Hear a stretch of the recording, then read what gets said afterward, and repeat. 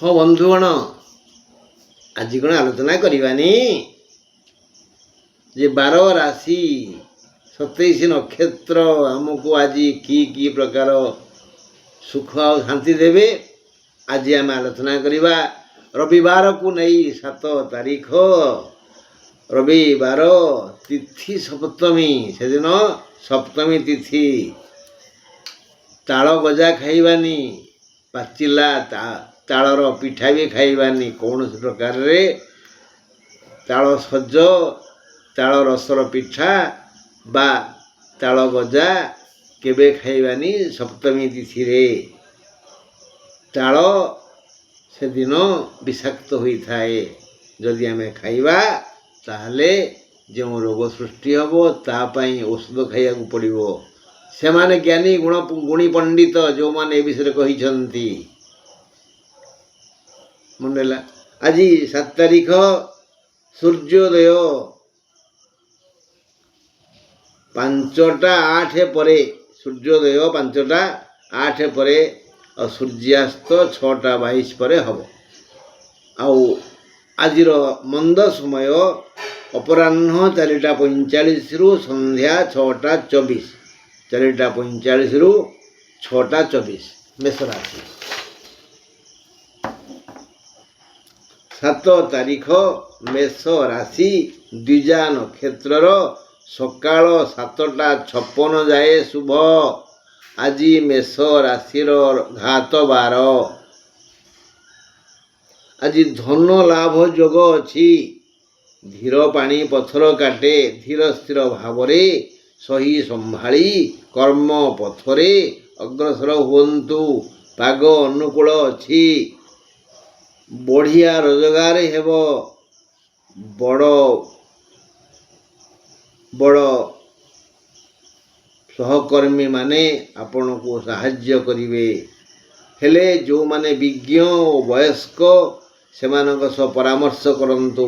ବ୍ୟବସାୟରେ ଆଗେଇ ଯିବେ। ଦେହ ସମସ୍ୟା ନାହିଁ। ଭଲ ଆୟ ହେବ। କେବଳ ଚେଷ୍ଟା ବା ଉଦ୍ଯୋଗ ଆବଶ୍ୟକ।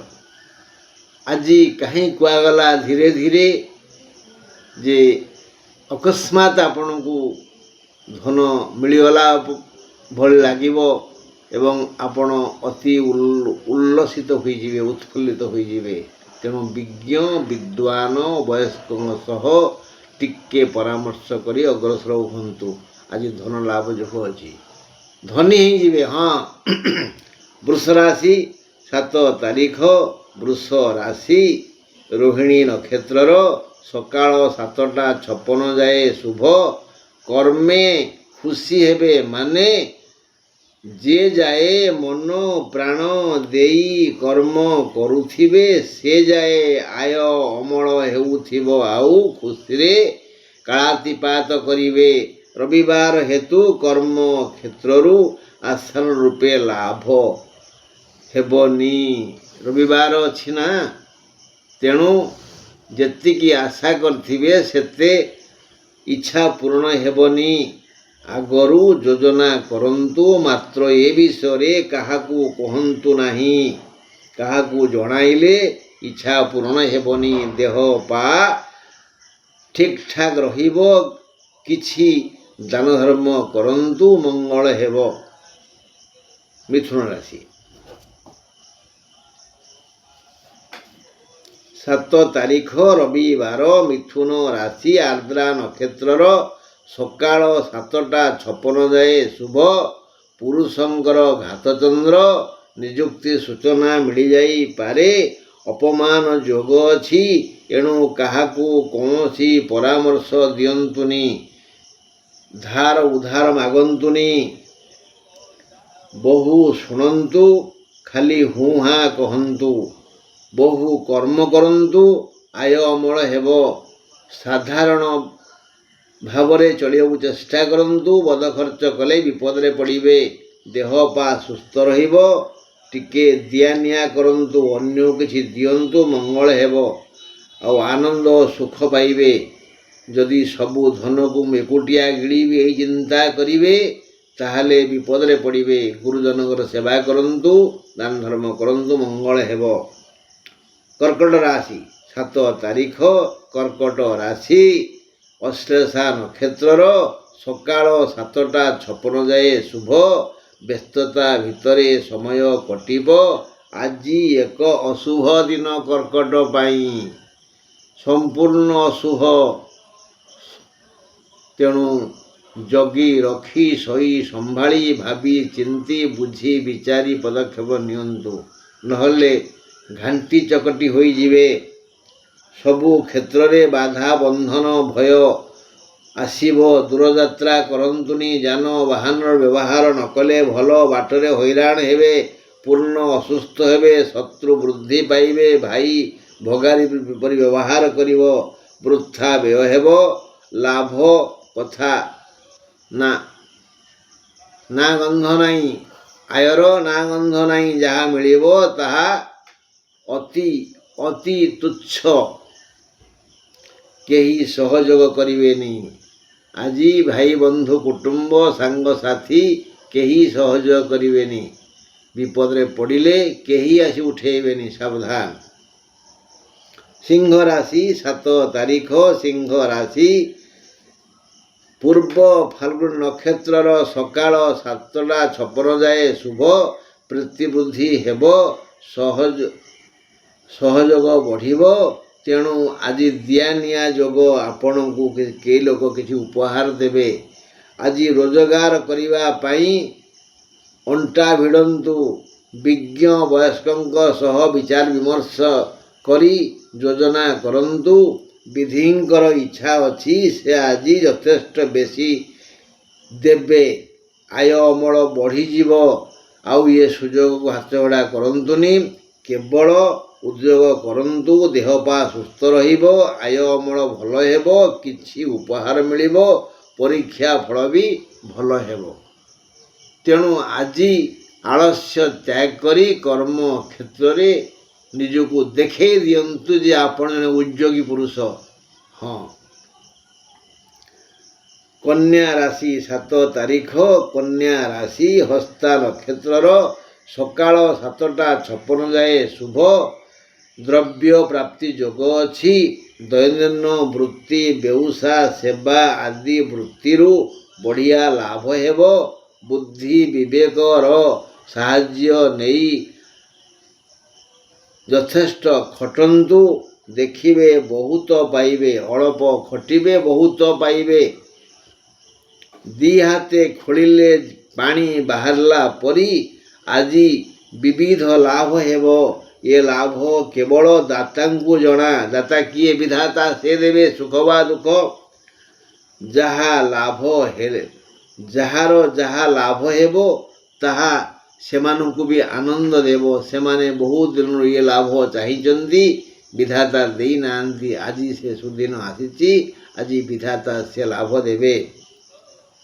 ଏ ଲାଭ ପାଇ ସେମାନେ ବିଶେଷ ଖୁସି ହେବେ। ଦେହ ପା ଭଲ ରହିବ। ମନ ଲାଖି ଜିନିଷ ପାଇବେ। ହଁ, ଅସୁସ୍ଥତା ନାହିଁ। ତୁଳା ରାଶି 7 ତାରିଖ ତୁଳା ରାଶି ସ୍ୱାତି ନକ୍ଷତ୍ରର ସକାଳ 7ଟା 56 ଯାଏ ଶୁଭ। ଅସୁସ୍ଥ ହେବାର ପ୍ରଶ୍ନ ଉଠୁନି। ଦେହ ଠିକ୍ ରହିବ। ହଁ, ଅସୁସ୍ଥ ହେବାର ପ୍ରଶ୍ନ ଉଠୁନି। ବରଂ ପୂର୍ବ ପୀଡ଼ାରୁ ଆଜି ମୁକ୍ତ ମିଳିବ। ସାମାନ୍ୟ ଚେଷ୍ଟାରେ ବିଧାତା ଆପଣଙ୍କୁ ସର୍ବବିଧ ଲୌକିକ, ସାମାଜିକ, ପାରିବାରିକ, ଆର୍ଥିକ ଓ ଶାରୀରିକ ସୁଖ ଦେବେ। ଦୈନନ୍ଦିନ କରୁଥିବା ବୃତ୍ତି ବେଉସା ସେବା ଚାଷ ଆଦି ଠିକ୍ ଠାକ୍ ଚାଲିବ। ଶାରୀରିକ ବ୍ୟଥା ବେଦନା ଉପଶମ ହେବ। ଭୋଜନ ଶୟନ ଦେବଦର୍ଶନ ଓ ପଠନ ଆଦି ସୁଖକର ହେବ। ହଁ, ତୁଳା ରାଶି। ଏବେ ବୁଝିବା ବିଛା ରାଶି 7 ତାରିଖ ବିଛା ରାଶି ଜ୍ୟେଷ୍ଠା ନକ୍ଷତ୍ରର ସକାଳ 7ଟା 56 ଯାଏ ଶୁଭ। ନୂତନ ଆୟ ଆଶାରେ ଦୂରଯାତ୍ରା କରନ୍ତୁନି। ଆଗକୁ ବିପଦ।